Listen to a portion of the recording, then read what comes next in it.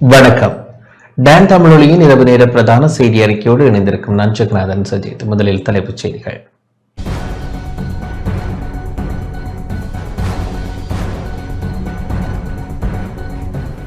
பயங்கரவாத தடை சட்டத்தை நீக்க முடியாது என பதில் போலீஸ் மா அதிபர் தெரிவிப்பு. கொழும்பு கொட்டாஞ்சேனை துப்பாக்கிதாரிகள் போலீசாரால் சுட்டுக்கொலை. கொலை சம்பவங்கள் நிறுத்தப்பட வேண்டும் என எதிர்க்கட்சித் தலைவர் கோரிக்கை. மன்னார் மறை மாவட்டத்தின் புதிய ஆயராக அந்தோணி பிள்ளை ஞானப்பிரகாசம் அடிகளார் அருட்பொழிவு. காங்கேசன்துறை நாகப்பட்டினம் துறைமுகம் இடையிலான கப்பல் சேவை இன்று மீண்டும் ஆரம்பம். குடிவரவு மற்றும் குடியகல்வு திணைக்கள செயற்பாடுகள் 24 மணி நேரமும் முன்னெடுப்பு. தொடர்வது முதன்மை செய்தி.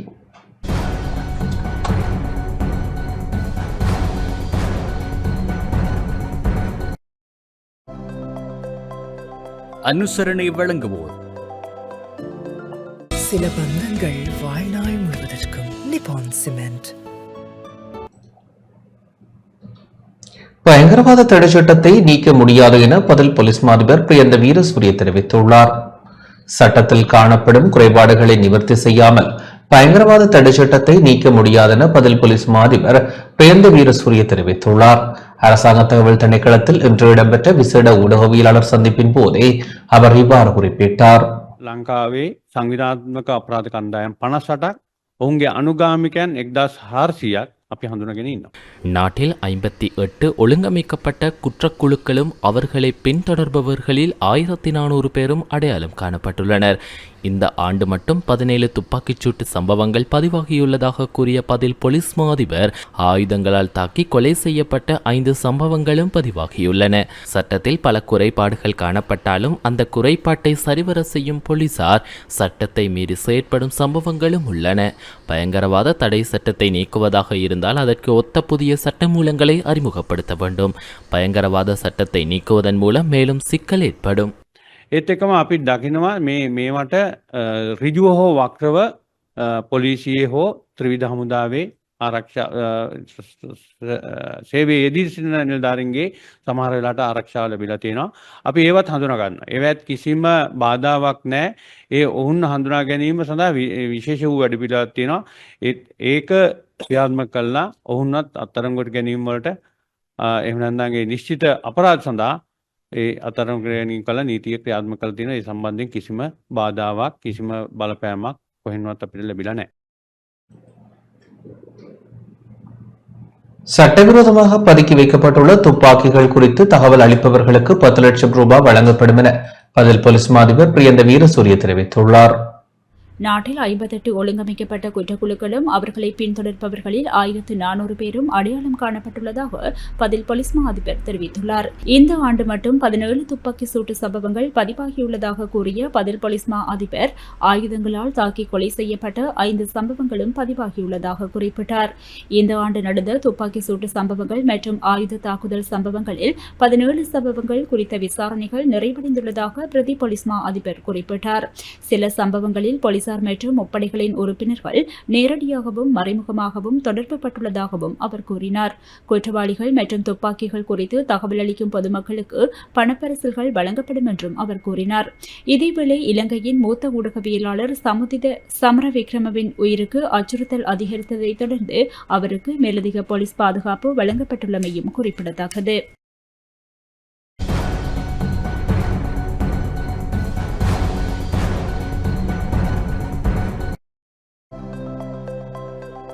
அனுசரணை வழங்கியோர் சில பந்தங்கள் வாழ்நாள் முழுவதற்கும். நிப்பான் சிமெண்ட்.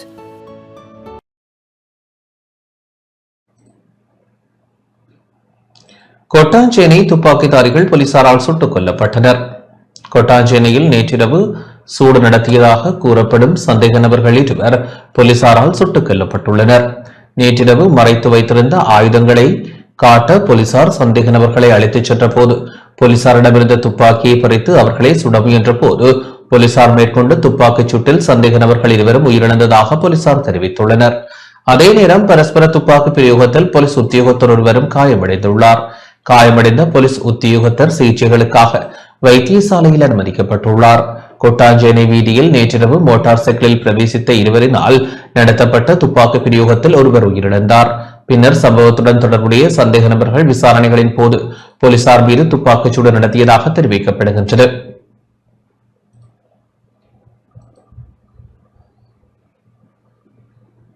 பாதாள உலகக்குழு செயற்பாடுகளில் அரசியல் ரீதியிலான ஒத்துழைப்புக்கு இடமில்லை என பாதுகாப்பு செயலாளர் ஓய்வு பெற்ற விமானப்படை ஏர் வைஸ் மார்ஷல் எஸ்.எச். துயகொந்த தெரிவித்துள்ளார்.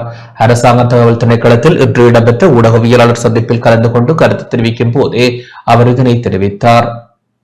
சட்டவிரோத ஆயுத பரிமாற்றம், போதைப்பொருள் கடத்தல் மற்றும் பாதாள உலகக்குழு செயற்பாடுகளில் அரசியல் ரீதியான ஒத்துழைப்பு அல்லது பாதுகாப்பு வழங்குவதற்கு ஒருபோதும் இடமளிக்கப்பட மாட்டாது எனவும் அவர் தெரிவித்தமை குறிப்பிடத்தக்கது.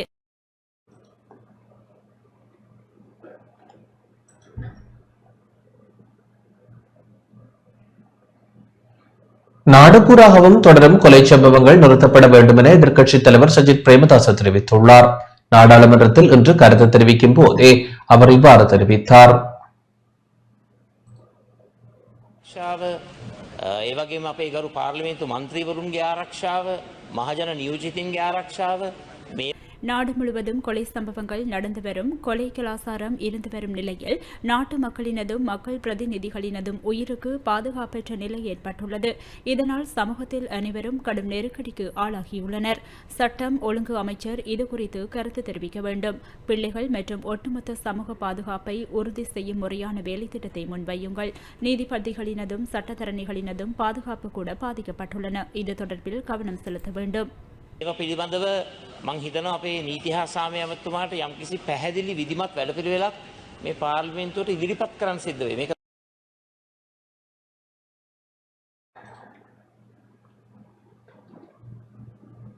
கொழும்பு புதுக்கடை நீதிமன்றத்திற்குள் கடந்த 19ஆம் தேதி பாதாள உலக கும்பலை சேர்ந்த கனேமுல்ல சஞ்சீவ் என்பவர் சுட்டுக் கொல்லப்பட்ட சம்பவம் தொடர்பில் போலீஸ் கான்ஸ்டபிள் உட்பட இருவர் கொழும்பு போலீஸ் குற்றத்தடுப்பு பிரிவினரால் கைது செய்யப்பட்டுள்ளனர். அந்துருகிரிய போலீஸ் நிலையத்தில் கடமையாற்றும் போலீஸ் கான்ஸ்டபிள் ஒருவரை கைது செய்யப்பட்டுள்ளார். மற்ற சந்தேக நபர் நீதிமன்றத்திற்குள் சட்டத்திரணி வேடத்தில் சென்ற பிரதான சந்தேக நபரின் போக்குவரத்திற்கு உதவி செய்த சாரதி ஒருவர் என போலீசார் விசாரணையில் தெரிவித்துள்ளனர். இதனையடுத்து கைது செய்யப்பட்ட சந்தேக நபர்கள் இருவரும் கொழும்பு நீதவான் நீதிமன்றில் இன்று ஆஜர்படுத்தப்பட்ட பின்னர் அவர்களை எதிர்வரும் மார்ச் மாதம் 7ஆம் தேதி வரை விளக்கமறியலில் வைக்குமாறு நீதிமன்றம் உத்தரவிட்டுள்ளது. பாதாள உலக கும்பலை சேர்ந்த கனேமுல்ல சஞ்சீவ சுட்டுக் கொல்லப்பட்ட சம்பவம் தொடர்பில் இதுவரை 5 பேர் கைது செய்யப்பட்டுள்ளதாக கொழும்பு போலீஸ் குற்றத்தடுப்பு பிரிவினர் தெரிவித்துள்ளனர்.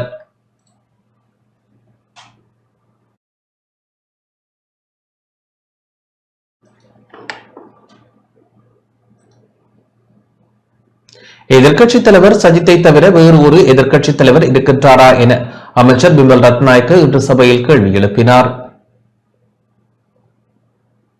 நாடாளுமன்றத்தில் எதிர்க்கட்சித் தலைவர் சஜித் பிரேமதாசவை தவிர வேறு ஒரு எதிர்க்கட்சித் தலைவர் இருக்கின்றாரா என கட்சியின் பிரதம கொறடாவும் அமைச்சருமான பிமல் ரத்நாயக்க சபையில் கேள்வி எழுப்பினார். நாடாளுமன்றம் இன்று கூடிய போது அவர் இவ்வாறு கேள்வி எழுப்பினார்.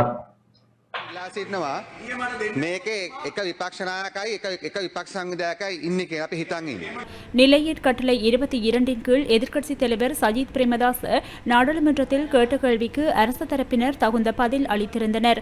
அவ்வாறு இருக்கும் சந்தர்ப்பத்தில் எதிர்க்கட்சியை சார்ந்த வேறொரு உறுப்பினருக்கு கேள்வி கேட்பதற்கு அதிகாரமில்லை. அந்த விடயத்தையே பல தடவைகள் சபாநாயகரும் சபையில் தெரிவித்தார். இதன்போது எதிர்க்கட்சித் தலைவர் சஜித் பிரேமதாச இல்லை என தெரிவித்தமை குறிப்பிடத்தக்கது.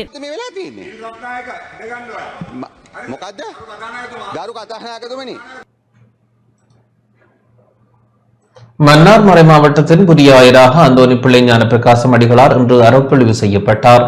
மன்னார் மறை மாவட்டத்தின் 4வது ஆயராக தெரிவு செய்யப்பட்ட அந்தோணி பிள்ளை ஞானப்பிரகாசம் அடிகளார் இன்று ஆயராக அறப்பொழிவு செய்யப்பட்டார். மன்னார் மறை மாவட்டத்தை சேர்ந்த அந்தோணி பிள்ளை ஞானப்பிரகாசம் அடிகளாரின் அருட்பொழிவும் திருப்பலியும் இன்று காலை 9:30 மணி அளவில் மன்னார் ஆயர் இமானுவேல் பெர்னாண்டோ ஆண்டகை தலைமையில் மன்னார் மடு திருத்தலத்தில் இடம்பெற்றது. இதில் பரிசுத்த பாப்பரசரின் இலங்கைக்கான பிரதிநிதி பிரைட் உடைக்குவே ஆண்டகை, கொழும்பு உயர் மறைமாவட்ட பேராயர் கர்தினால் வல்கம் ரஞ்சித் ஆண்டகை மற்றும் ஏனைய மறைமாவட்ட ஆயர்கள் பங்கேற்றனர். அத்துடன் அருட்தந்தையர்கள், அருட்சகோதரர்கள், அருட்சகோதரிகள், வடக்கு மாகாண அதிகாரிகள், நீதிபதிகள், திணைக்கள தலைவர்கள், அரசியல் பிரதிநிதிகள், இந்திய உயர்ஸ்தானிக அதிகாரிகள், மக்கள் பங்கேற்றனர். மன்னார் மறை மாவட்டத்தை சேர்ந்த அந்தோணி பிள்ளை ஞானப்பிரகாசம் அடிகளார் கடந்த டிசம்பர் மாதம் 14ஆம் தேதி மன்னார் மறை மாவட்டத்தின் 4வது ஆயராக நியமிக்கப்பட்டார். பரிசுத்த பாப்பரசரால் புதிய ஆயருக்கான நியமனம் வழங்கப்பட்டது. அதற்கான உத்தியோகபூர்வ அறிவிப்பை மன்னார் மறைமாவட்ட ஆயராக இருந்த இமானுவேல் பெர்னாண்டோ ஆண்டகை விடுத்திருந்தார். இந்த நிலையில் இன்று மன்னார் மறைமாவட்டத்தின் புதிய ஆயராக அந்தோணி பிள்ளை ஞானப்பிரகாசம் அடிகளார் அர்ப்பணிவு செய்யப்பட்டுள்ளார்.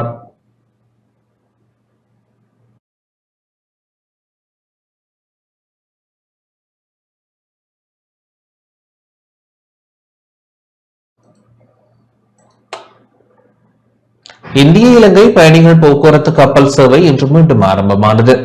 யாழ்ப்பாணம், காங்கேசன்துறை, நாகப்பட்டினம் துறைமுகம் இடையிலான இந்திய இலங்கை பயணிகள் போக்குவரத்து கப்பல் சேவை இன்று மீண்டும் ஆரம்பமானது. இதன்படி இன்று காலை நாகப்பட்டினத்திலிருந்து பயணத்தை ஆரம்பித்த கப்பல் இன்று மதியம் காங்கேசன்துறையை வந்தடைந்தது. 83 பயணிகளுடன் வருகை தந்த கப்பல் மீண்டும் மதியம் 1:30 மணியளவில் காங்கேசன்துறையில் இருந்து பயணிகளை ஏற்றிக்கொண்டு நாகப்பட்டினம் புறப்பட்டது. இந்த பயணிகள் போக்குவரத்து கப்பல் சேவையானது செவ்வாய்க்கிழமை தவிர்த்த வாரத்தின் 6 நாட்களும் இடம்பெறும் என சிவகங்கை கப்பல் சேவை நிறுவனத்தின் தலைவர் தெரிவித்துள்ளார். நாகையில் இருந்து காங்கேசன்துறைக்கு கப்பல் சேவை மீண்டும் ஆரம்பிக்கப்பட்டுள்ளதால் இந்திய இலங்கை இரு நாட்டு சுற்றுலா பயணிகள் மற்றும் வர்த்தகர்கள் மகிழ்ச்சி அடைந்துள்ளனர்.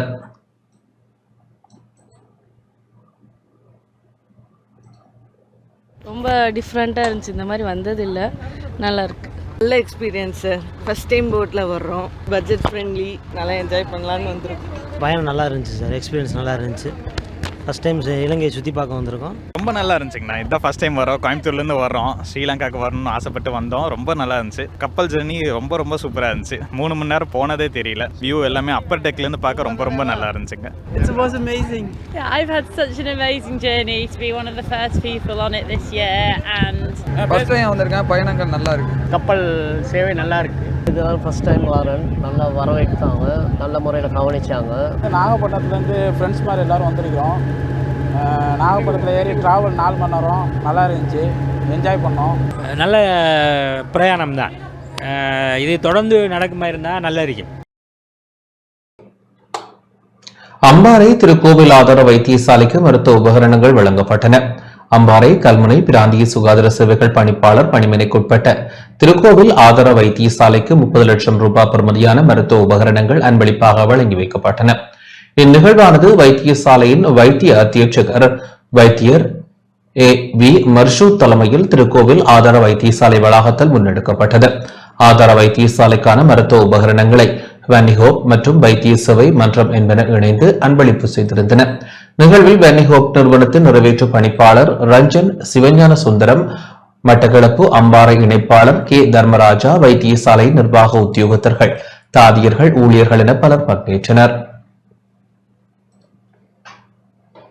நுவரெலியா பொகவந்தலாவ கொட்டியாகல மேற்பிரிவு அந்தோனியார் ஆலய திருவிழா இன்று இடம்பெற்றது.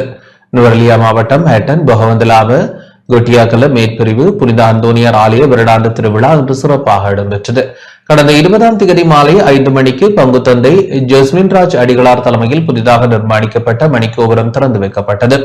அதன் பின்னர் இரவு 7 மணியளவில் புனித அந்தோனியாரின் கொடியேற்றப்பட்டு திருவிழா ஆரம்பமானது. 3 நாட்கள் இடம்பெற்ற திருவிழாவில் நேற்று மாலை நற்கருணை பெருவிழா இடம்பெற்று இன்று திருவிழா திருப்பலி ஒப்புக் கொடுக்கப்பட்டது. இன்று பகல் 12:30 மணிக்கு ஆலய முற்றத்தில் வரவேற்பு நடனத்துடன் அதிதிகள் வரவேற்கப்பட்ட திருவிழா திருப்பலி ஆரம்பமானது. திருப்பலியை தொடர்ந்து புனித அந்தோனியாரின் திருச்சுரூப பவனி இடம்பெற்று ஆசீர்வாதம் வழங்கப்பட்டது. இந்த திருவிழாவில் பொகவந்தலாவா ஆலய பங்கு தந்தை ஜஸ்மின்ராஜ் அடிகளார், அருட் சகோதரர், தோட்ட வைத்தியர், குடும்பநல உத்தியோகத்தர், முத்து மாரியம்மன் ஆலய பிரதிநிதிகள், பள்ளி நிர்வாகத்தினர், தோட்ட தலைவர்கள், சிறுவர் பராமரிப்பு நிலையத்தினர், ஆலய நிர்வாகத்தினர், மக்கள் பங்கேற்றனர்.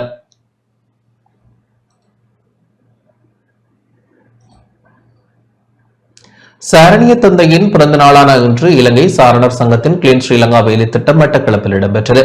உலகில் அதிகளவான உறுப்பினர்களை கொண்ட அமைப்பான சாரணர் அமைப்பினை ஸ்தாபித்த சாரணியத்தின் தந்தையான பேடன் பவுலின் 168வது பிறந்த தினமும் ஆசியாவின் அழகான நாடாக இலங்கையினை மாற்றும் அழகிய நாட்டினை கட்டியெழுப்பும் ஜனாதிபதி அனுரகுமார் திசாநாயக்கவின் கிளீன் ஸ்ரீலங்கா வேலை திட்டத்துடன் இலங்கை சாரணியர் சங்கமம் இணையும் வேலை திட்டத்தின் ஆரம்ப நிகழ்வு இன்று ஆரம்பித்து வைக்கப்பட்டது. இந்நிகழ்வு விசேடமாக இனங்களிடையே ஒற்றுமையையும் சகவாழ்வினையும் ஏற்படுத்தும் வகையில் நடாத்தப்பட்டது. மட்டக்களப்பு நீரூற்று பூங்காவில் உள்ள சாரணியத்தின் தந்தையான பேடன் பவுலின் சிலைக்கு அருகில் உள்ள வளாகத்தில் நிகழ்வு இடம்பெற்றது. இலங்கை சாரணிய சங்கத்தின் சிரேஷ்ட பிரதி ஆணையாளரும் மட்டக்களப்பு மாவட்ட பதில் ஆணையாளருமான அமிதன் ஆறுமுகம் தலைமையில் நிகழ்வு இடம்பெற்றது. நிகழ்விற்கு பிரதம அதிதியாக மட்டக்களப்பு மாநகர சபை ஆணையாளர் எஸ் தனஜயன் கலந்து கொண்டதுடன் சிறப்பு அதிதிகளாக இலங்கை சாரணியர் சங்கத்தின் தலைமையக ஆணையாளரும் கிழக்கு மாகாண சாரணியர் சங்க இணைப்பாளருமான பி சசிகுமார் உட்பட பலர் பங்கேற்றனர். நிகழ்வில் மட்டக்களப்பு மாவட்டம் மற்றும் அம்பாறை மாவட்டத்தின் கல்முனை அக்கரை பெற்று ஆகிய பகுதிகளைச் சேர்ந்த மாணவர்களும் கலந்து கொண்டனர். இதன்போது பேடன் பவுலின் சிலைக்கு மாலை அணிவிக்கப்பட்டதுடன் கழுத்துப்பட்டியும் அணிவிக்கப்பட்டு சாரணியர் சத்திய பிரமாண நிகழ்வு இடம்பெற்றதுடன் சாரணியர் தந்தையின் பிறந்த நாளை குறிக்கும் வகையிலான கேக்கும் வெட்டப்பட்டு சிறப்பிக்கப்பட்டது. அதனைத் தொடர்ந்து அழகிய வளமான நாட்டினை கட்டியெழுப்பி ஆசியாவில் அழகான நாடாக மாற்றும் அரசாங்கத்தின் கிளீன் ஸ்ரீலங்கா வேலை திட்டம் தொடர்பில் மக்களை தெளிவூட்டும் வகையிலான பாரிய அளவிலான விழிப்புணர்வு ஊர்வலமும் இடம்பெற்றது. இந்த ஊர்வலத்தில் இனங்களிடையேயான ஒற்றுமையின் அவசியத்தை குறிக்கும் வகையிலான பதாதைகளையும் மாணவர்கள் ஏந்தியிருந்தமை குறிப்பிடத்தக்கது. மட்டக்களப்பு நீரூற்று பூங்காவில் ஆரம்பமான ஊர்வலமான பிரதான வீதியூடாக மட்டக்களப்பு புகையிரத நிலையம் வரையில் சென்று அங்கு கிளீன் ஸ்ரீலங்கா வேலை திட்டம் தொடர்பான நிகழ்விலும் பங்கு கொண்டனர்.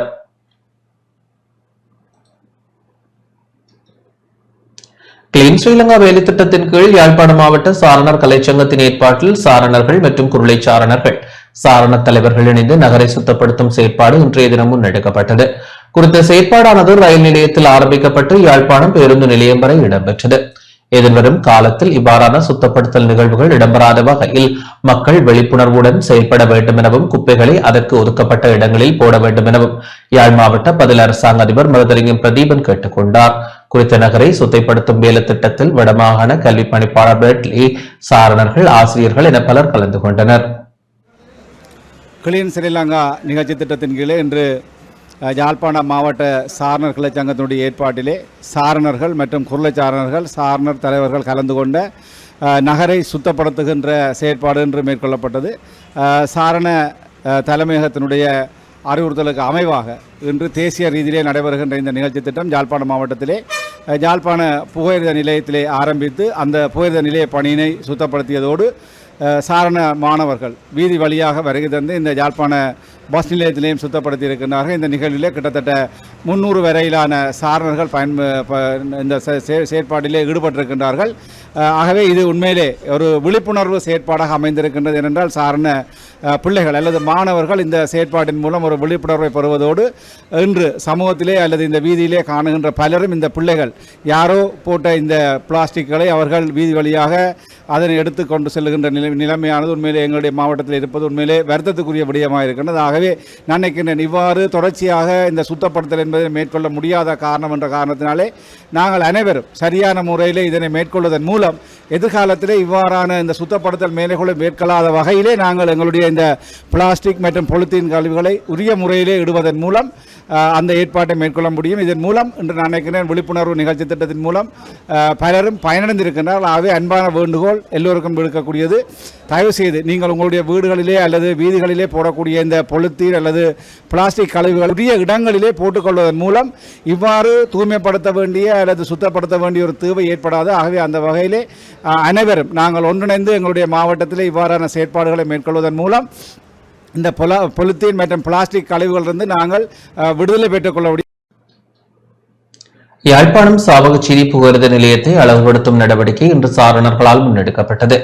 கிளீன் ஸ்ரீலங்கா திட்டத்திற்கு அமைவாக கிளிநொச்சி சாரணர் மாவட்டத்தின் தென்மராட்சி பிராந்தியத்தின் சாவகச்சேரி ட்ரிபேக் கல்லூரி மற்றும் முசைன் ராமநாதன் மகா வித்தியாலய சாரணியர்கள் இணைந்து துப்புரவு பணியில் ஈடுபட்டனர்.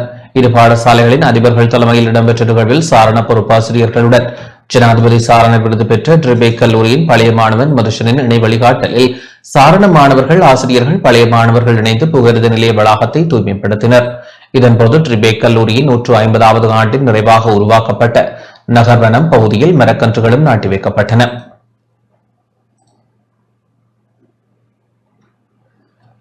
கிளிநொச்சி மாவட்டத்தை சேர்ந்த சாரணர்கள் இன்று சிரமதான பணியில் ஈடுபட்டனர்.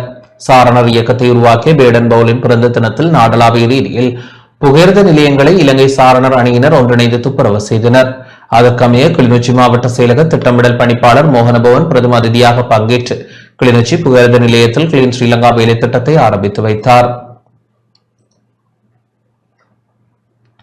திருகோணமலை மாவட்ட சாரணர் சங்கம் இலங்கை புகையிரத திணைக்களத்துடன் இணைந்து இந்த நிகழ்வை ஏற்பாடு செய்திருந்தது. இதன்போது திருகோணமலை, சீனக்குடா மற்றும் தம்பலகாமம் ஆகிய புகையிரத நிலையங்கள் தூய்மைப்படுத்தப்பட்டன. நிகழ்வுகளுக்கு கிழக்கு மாகாண கல்வி அமைச்சின் செயலாளர் கே குணநாதன் பிரதம அதிதியாக கலந்து கொண்டார். இலங்கை சாரணர் சங்கம் பிரதம ஆணையாளர் ஜனத் பிரீத் பெர்னாண்டோ, உதவி பிரதம ஆணையாளர்களான ஆண்ட்ரூ விஜயசூரிய மற்றும் பிரபாத் குலரத்ன மாவட்ட புகையிரத திணைக்கள பொது முகாமையாளர், மாவட்ட சாரணர் சங்க ஆணையாளர் உள்ளிட்ட உயர் அதிகாரிகள், சாரணர்கள், பெற்றோர்கள், பாடசாலை அதிபர்கள், சென்ட் ஜோன்ஸ் ஆம்புலன்ஸ் மற்றும் புகையிரத நிலைய ஊழியர்கள் இணைந்திருந்தனர்.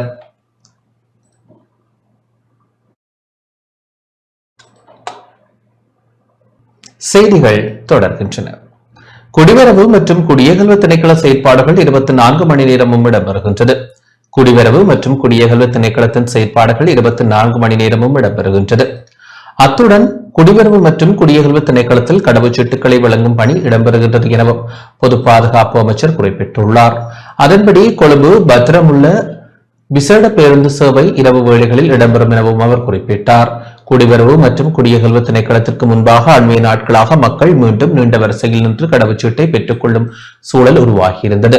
அதிகாலை முதலே நீண்ட வரிசைகள் உருவாகியுள்ளதாகவும் பலர் அதிகாலை 4 மணிக்கே குடிவரவு மற்றும் குடியகல்வு திணைக்கள அலுவலகத்திற்கு முன்பாக வரிசையில் காத்திருக்கும் சூழல் உருவாகியுள்ளதாகவும் மக்கள் விசனம் வெளியிட்டனர். இதையடுத்து குடிவரவு மற்றும் குடியகல்வு திணைக்களத்தின் செயற்பாடுகள் 24 மணி நேரமும் இடம்பெறுகின்றன. அதற்கேற்ற வகையில் தேவையான பணியாளர்களை சுழற்சி முறையில் வழங்க நடவடிக்கை எடுக்கப்பட்டுள்ளது.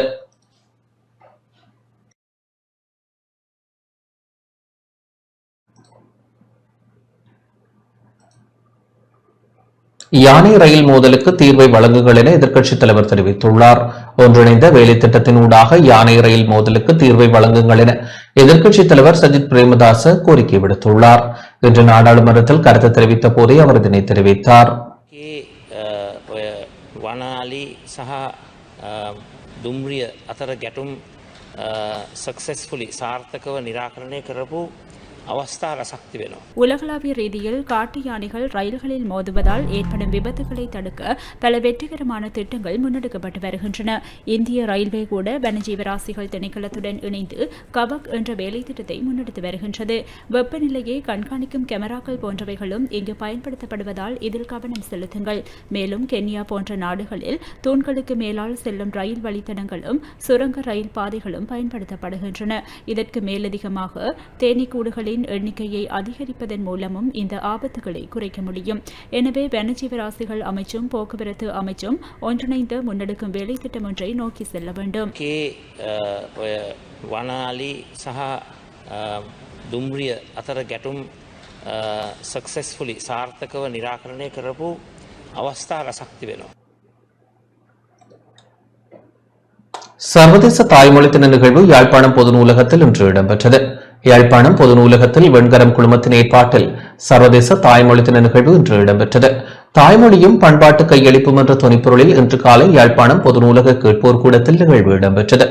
நிகழ்வில் வெண்கரம் அமைப்பினை சேர்ந்தவர்கள், பாடசாலை மாணவர்கள், நலன் விரும்பிகள், தமிழ் ஆர்வலர்கள் என பலர் கலந்து கொண்டனர். 1999 ஆண்டு பிப்ரவரி 21ஆம் தேதியை பன்னாட்டு தாய்மொழி நாளாக யுனெஸ்கோ அமைப்பு அறிவித்தது. உலகம் முழுவதிலும் 2000ஆம் ஆண்டு முதல் பிப்ரவரி 21ஆம் தேதி பன்னாட்டு தாய்மொழி நாளாக கடைபிடிக்கப்பட்டு வருகின்றமை குறிப்பிடத்தக்கது.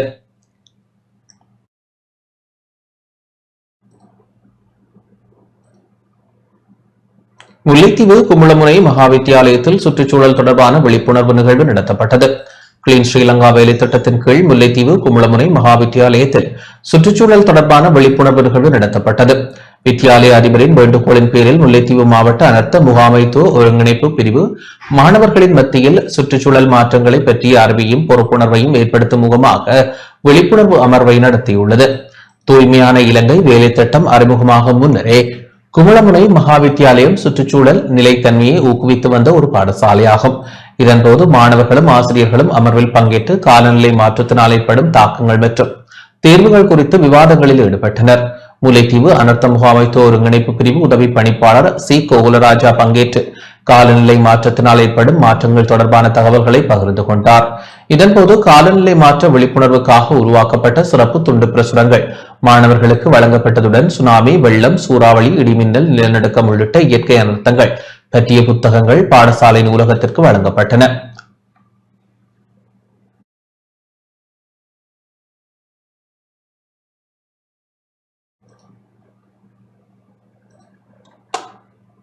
மட்டக்களப்பு மாவட்ட மண் அகழ்வு செயற்பாடுகள் தொடர்பில் கலந்துரையாடப்பட்டுள்ளது. மட்டக்களப்பு மாவட்ட மண் அகழ்வு செயற்பாடுகள் தொடர்பில் அரசாங்க அதிபர் தலைமையில் கலந்துரையாடப்பட்டுள்ளது. கடந்த சில மாதங்களாக மட்டக்களப்பு மாவட்டத்தில் மண் அகழ்வில் ஏற்பட்ட பிரச்சினை காரணமாக மண் அகழ்வு நடவடிக்கை தற்காலிகமாக இடைநிறுத்தப்பட்டது. புவிச்சரிதவியல், அளவை மற்றும் சுரங்க பணியகத்தினால் மாவட்டத்தில் குறித்த பிரதேச செயலக பிரிவுகளில் மண் அகழ்வுக்கு அனுமதி பத்திரம் வழங்கப்பட்ட போதிலும் மண் அகழ்வில் ஏற்பட்டுள்ள பிரச்சினைகள் மற்றும் சட்டவிரோத அகழ்வு தொடர்பாக பல முறைப்பாடுகள் கிடைக்கப்பெற்ற நிலையில் அகழ்வு நடவடிக்கை தற்காலிகமாக இடைநிறுத்தப்பட்டுள்ளது. இந்த இடைநிறுத்தத்தினால் மண் அகழ்வு நடவடிக்கையை தொழிலாக மேற்கொண்டவர்களின் வாழ்வாதாரம் பாதிக்கப்பட்டுள்ளதாக மாவட்ட அரசாங்க அதிபரின் கவனத்திற்கு கொண்டு செல்லப்பட்டது. இந்த விடயம் தொடர்பாக மாவட்ட அரசாங்க அதிபர் ஜெஸ்டினா முரளிதரன் பழைய மாவட்ட செயலகத்தில் சம்பந்தப்பட்ட அதிகாரிகளுடன் கலந்துரையாடலில் ஈடுபட்டார். இந்த கலந்துரையாடலில் புவிச்சரிதவியல், அளவை மற்றும் சுரங்க பணியக பொறியியலாளர், நீர்ப்பாசன திணைக்கள பொறியியலாளர், போலீஸ் அதிகாரிகள், மண் அகழ்வுக்கு அனுமதி வழங்கப்பட்டுள்ள பிரதேசத்திற்குரிய பிரதேச செயலாளர்கள், துறைசார் அதிகாரிகள் பங்கேற்றனர். கடந்த சில மாதங்களாக மட்டக்களப்பு மாவட்டத்திலே மண் அள்ளுபவர்கள் பற்றி பல பிரச்சனைகள் எழும்பின. அதாவது ஜிஎஸ்எம்பியால் அனுமதி பத்திரம் வழங்கப்பட்ட பின்பு அவர்கள் சென்று எவ்வளவு காலத்துக்கு மண் எடுக்கிறார்கள், எந்த அளவுக்கு அவர்கள் மண்ணை எடுத்துக்கொள்கிறார்கள் என்பதிலே பிரச்சனை இருந்தது.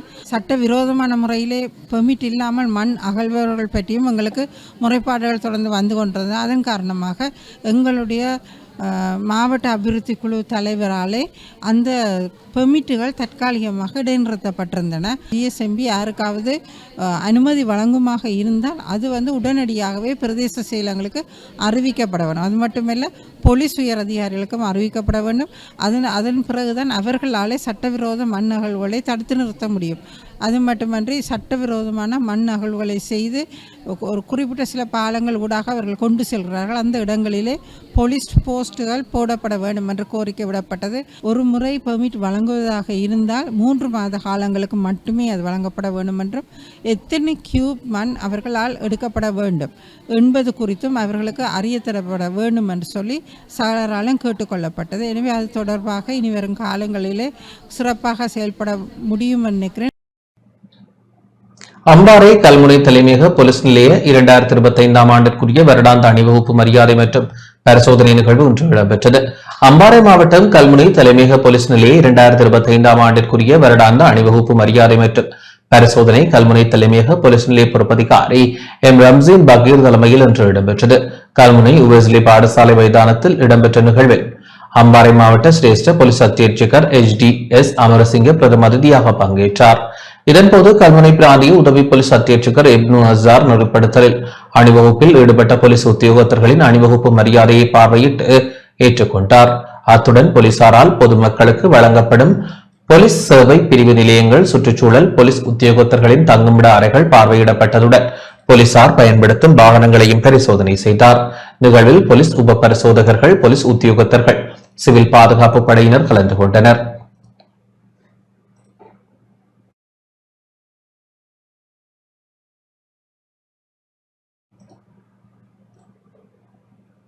திருகோணமலையில் வறுமை கோட்டின் கீழ் கல்வி கற்கும் பாடசாலை மாணவர்களுக்கு கற்றல் உபகரணங்கள் வழங்கி வைக்கப்பட்டன.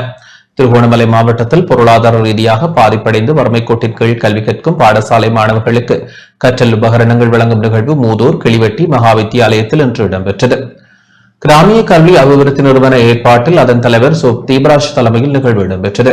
இதன்போது 17 பாடசாலைகளிலிருந்து தெரிவு செய்யப்பட்ட 300 மாணவர்களுக்கு சுமார் 2500 ரூபாய் பெறுமதியான கற்றல் உபகரணங்கள் வழங்கி வைக்கப்பட்டன. திருகோணமலை கிராமிய கல்வி அபிவிருத்தி நிறுவனம் தனவந்தர்களின் உதவியுடன் பொருளாதார ரீதியாக பாதிப்படைந்த மாணவர்களுக்கு இவ்வுதவியை வழங்கியிருந்தது. இந்நிகழ்வில் முன்னாள் கோட்டக்கல்வி பணிப்பாளர், கிராமிய கல்வி அபிவிருத்தி நிறுவனத்தின் ஆலோசகர் வெற்றிவேல், சேனையூர் மத்திய கல்லூரி முன்னாள் அதிபர் கணேசலிங்கம், கிளிவெட்டி மகா வித்தியாலய அதிபர், லிங்கபுரம் சரஸ்வதி வித்தியாலய அதிபர், கங்குவேலி அகத்தியர் வித்தியாலய அதிபர் உள்ளிட்ட அதிதிகள் கலந்து கொண்டு கற்றல் உபகரணங்களை வழங்கி வைத்தனர். நிகழ்வில் பாடசாலை மாணவர்கள், பெற்றோர்கள், ஆசிரியர்கள் என பலர் பங்கேற்றனர்.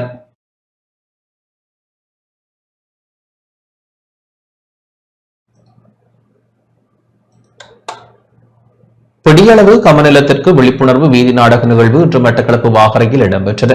பிடியளவு கமநிலத்திற்கு இலங்கையில் பயிரிடப்படாத சகல கமத்தொழில் காணிகளையும் வினைத்திறனாக பயிரிடும் தேசிய செயற்பாட்டிற்கு ஒன்றிணைவோம் என்ற தொனிப்பொருளில் விழிப்புணர்வு வீதி நாடக நிகழ்வு இன்று வாகரை பிரதேச வட்டவான் விவசாய கண்டத்தில் இடம்பெற்றது.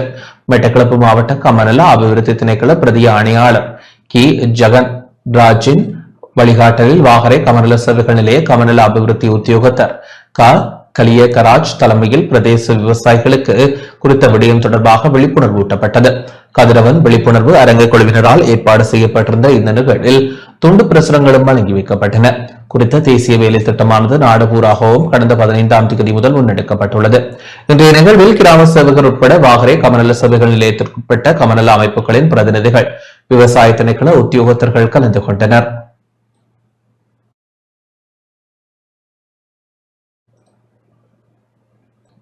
செய்திகள் தொடர்கின்றன.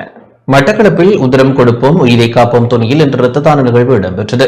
மட்டக்களப்பு அமிர்தகளி ஸ்ரீ மாமாங்கேஸ்வரர் ஆலயம் மற்றும் அமிர்தகளி கழகம் இணைந்த ஏற்பாட்டில் உதிரம் கொடுப்போம் உயிரை காப்போம் துணியில் இன்று இரத்த தான முகாம் இடம்பெற்றது. மட்டக்களப்பு போதனா வைத்தியசாலையில் நிலவுகின்ற இரத்த பற்றாக்குறையை நிவர்த்தி செய்யும் வகையில் வைத்தியசாலை இரத்த வங்கி பிரிவு வைத்திய அதிகாரிகளால் விடுக்கப்பட்ட வேண்டுகோளுக்கிணங்க இரத்த தான முகாம் ஏற்பாடு செய்யப்பட்டது. இதில் பலர் கலந்து கொண்டு தானம் வழங்கியிருந்தனர்.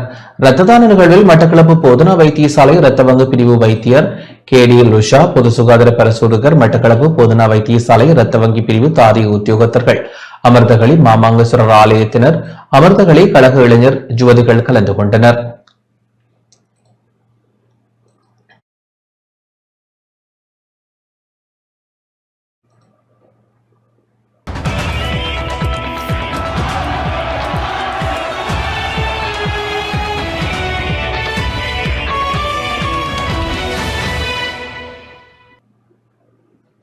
மட்டக்களப்பு கல்லடி உப்போடை விவேகானந்தா மகளிர் கல்லூரியில் இல்லம் வல்லுநர் விளையாட்டுப் போட்டி இன்று இடம்பெற்றது.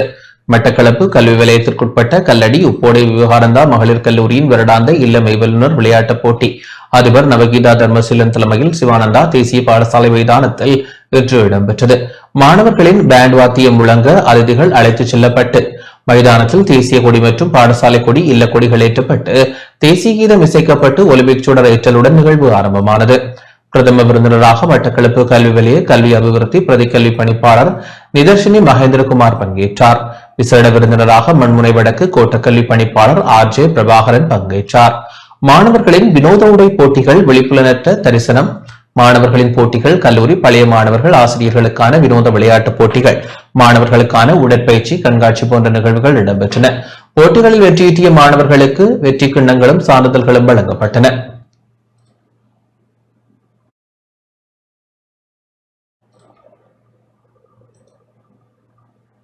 ஆசிய குத்துச்சண்டை போட்டிக்கு வவுனியா மாவட்டத்தை சேர்ந்த 5 தகுதி பெற்றுள்ளனர். ஆசிய குத்துச்சண்டை போட்டிக்கான தெரிவு போட்டியில் வவுனியா மாவட்டத்தை சேர்ந்த 5 வெற்றி பெற்றுள்ளனர். இதன் மூலம் அவர்கள் ஆசிய குத்துச்சண்டை போட்டிக்கு தகுதி பெற்றுள்ளனர். 22 வயதிற்குட்பட்ட ஆண்கள் மற்றும் பெண்களுக்கான தகுதிகான் போட்டி கொழும்பு ரோயல் கல்லூரியில் இடம்பெற்றது. குறித்த போட்டியில் நிக்சன் ரூபராஜின் பயிற்சியின் கீழ் வவுனியா மாவட்ட குத்துச்சண்டை கழகம் மற்றும் ஒமேகா லைன் குத்துச்சண்டை கழகம் ஆகியன வவுனியா மாவட்டம் சார்பாக கலந்து கொண்டிருந்தமை குறிப்பிடத்தக்கது. இதேவேளை இளைஞர் விவகாரம் மற்றும் விளையாட்டுத்துறை அமைச்சர் சுனில்குமார் கமுகேற்கும் வவுனியா மாவட்ட குத்துச்சண்டை கழகங்களுக்குமான சந்திப்பொன்றும் இடம்பெற்றது. குறித்த சந்திப்பின் போது அமைச்சரால் வரும் காலங்களில் போட்டியின் போது வீரர்களுக்கான தங்குமிட வசதிகள் செய்து தரப்படும் என உறுதியளிக்கப்பட்டது.